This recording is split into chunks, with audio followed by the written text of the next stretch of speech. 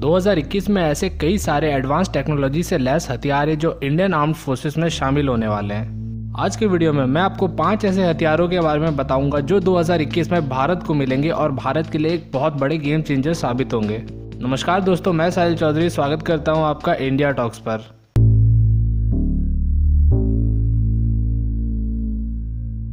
US president Donald Trump के Bharat visit के समय दोनों देशों ने एक $2.6 बिलियन के डील को साइन किया था।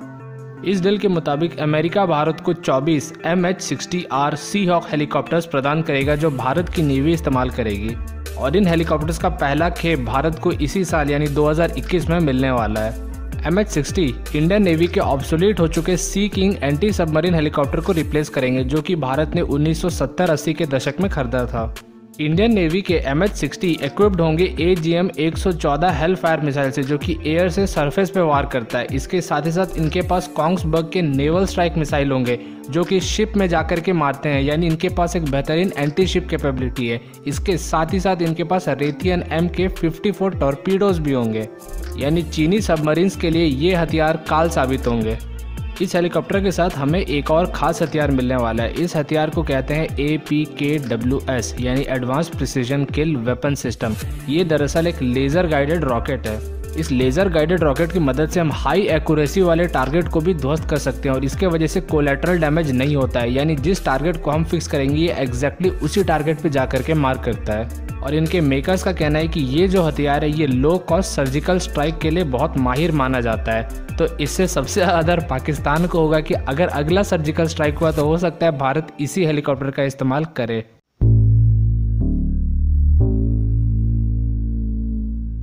प्रोजेक्ट 15B के अंतर्गत भारत को एडवांस डिस्ट्रॉयर्स यानी युद्धपोत बनाने थे। इस प्रोजेक्ट का पहला और सबसे लेटेस्ट हथियार है INS विशाखापट्टनम। INS विशाखापट्टनम एक बहुत ही एडवांस डिस्ट्रॉयर है जिसने अपने सी ट्रायल इसी साल कंप्लीट कर लिए हैं और हो सकता है कि 2021 से पहले यानी 2021 के आखिरी महीने में ये भारतीय नौसेना में शामिल भी हो जाए। INS विशाखापट्टनम में बहुत ही एडवांस मिसाइल्स लगे हुए होंगे जैसे कि ब्रह्मोस का नेवल वर्जन। इन मिसाइलों की मदद से ये शिप किसी भी दुश्मन के युद्धपोत को तो तबाह कर ही सकता है, लेकिन अगर इससे कहा जाए तो ये किसी दुश्मन के ज़मीन को भी पूरी तरीके से तबाह कर सकता है। यानी 1971 के कराची की तरह जैसे भारत ने लैंड स्ट्राइक किया था वैसे ही ज़मीन के ऊपर भी ये स्ट्राइक कर सकता है।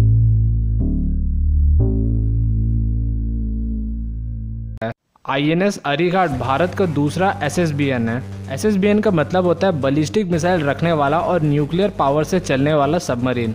इस सबमरीन का फाइनल सी ट्रायल चल रहा है और इस साल के अंत तक ये हमारे नौसेना में शामिल हो जाएगा। इसके शामिल हो जाने के बाद भारत का न्यूक्लियर ट्रायड और भी ज़्यादा मजबूत हो जाएगा। इस सबमरीन के अंदर 12 K-15 मिसाइल रखने की क्षमता होगी और 4 K-4 मिसाइल रखने की क्षमता इसके अंदर होगी। INS अरीघाट के आ जाने के बाद INS अरिहंत और INS अरीघाट ऐसे 2 सबमरीन्स होंगे भारत के पास जो पानी के अंदर से ही न्यूक्लियर हमला करने में सक्षम होंगे। ये दोनों K-15 और K-4 मिसाइल की मदद से न्यूक्लियर हमले कर पाएंगे और इसी को कहते हैं न्यूक्लियर ट्रायड, यानी जल, थल और वायु तीनों जगह से न्यूक्लियर हमला करने की क्षमता। और इन दोनों सबमरीन्स के आ जाने के बाद भारत के पास जो न्यूक्लियर ट्रायड की क्षमता है वो और भी ज़्यादा पुख्ती हो जाएगी। K-15 मिसाइल की अगर हम रेंज की बात करें तो 750 किलोमीटर की है और जो K-4 मिसाइल है वो 3500 किलोमीटर तक न्यूक्लियर स्ट्राइक करने में कैपेबल है।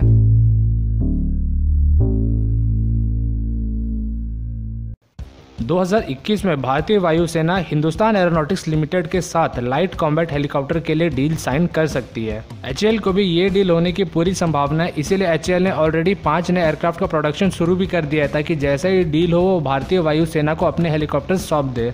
और HAL के चेयरमैन ने भी कह दिया था कि जैसे भारतीय वायुसेना HAL को ऑर्डर देती है सीधे पहले 15 हेलीकॉप्टर तुरंत उसी समय भारतीय वायुसेना को दे दिए जाएंगे। दोस्तों LCH यानी लाइट कॉम्बैट हेलीकॉप्टर दुनिया की जो सबसे बेहतरीन हेलीकॉप्टर से उनकी क्षमताएं अपने अंदर समेटे हुए है और नाम के मुताबिक ही इसका वजन बहुत ही ज़्यादा हल्का है, इसीलिए ये सियाचिन के पास भी उड़ सकता है। इसका मतलब ये है कि इस हेलीकॉप्टर की मदद से हम सियाचिन जैसे हाइट पे भी जा करके दुश्मन के ऊपर अटैक कर सकते हैं और सिर्फ इतना ही नहीं, रात में भी इसका इस्तेमाल करके दुश्मन को हम मार भगा सकते हैं। अगर कारगिल के समय लाइट कॉम्बैट हेलीकॉप्टर भारत के पास होता तो उसने ज़रूर इसका इस्तेमाल किया होता चोटी पे जा करके पाकिस्तानी सैनिकों को मार गिराने में।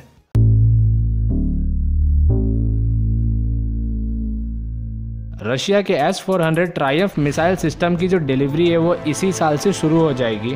भारत ने 2018 में $5.4 बिलियन का डील साइन किया था रशिया के साथ, जिसमें 5 S-400 के यूनिट्स इंडियन एयरफोर्स को दिए जाने हैं।